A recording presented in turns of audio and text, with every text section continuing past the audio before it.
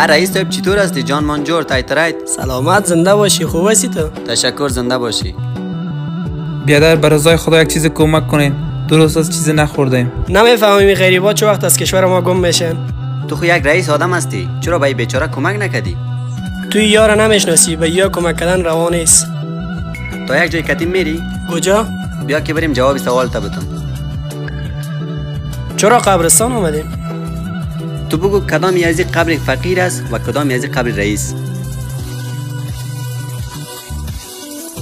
ماهیان روی خاک و ماهیان روی آب وقتی مردن ساحل و دریا چه فرق میکنن؟ از خاک جور شدیم پس به خاک میریم، پس این همه غرور چرا؟